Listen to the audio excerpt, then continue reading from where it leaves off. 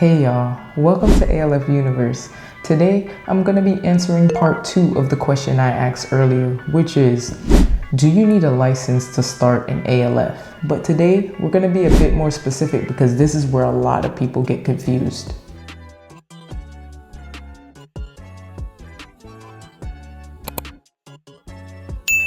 So the big question here today is, do you need an ALF license to be an owner of a facility?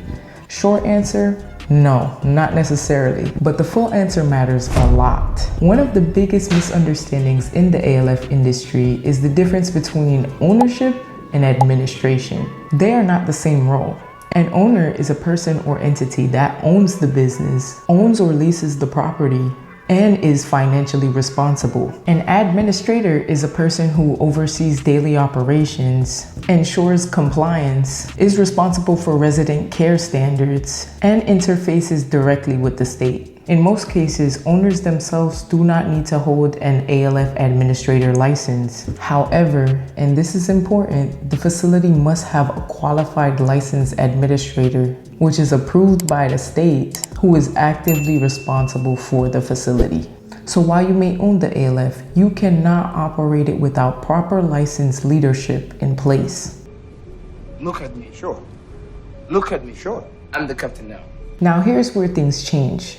If the owner is also acting as the administrator, overseeing daily operations, and making care-related decisions, then yes, you must meet the administrator licensing or certification requirements. You can't wear both hats without being properly qualified. Even if you're only an owner, most states still require background screening, financial disclosures, ownership documentation, and approval of controlling interest. The state needs to know who is responsible for the facility, point blank, period. This question should be answered before buying a property, leasing a building, accepting investors, and admitting residents. Understanding your role, whether owner, administrator, or both, helps you avoid compliance issues later on. Some mistakes that I have seen very often are owners that assume that they can run operations without the proper licensing, not hiring a qualified administrator early,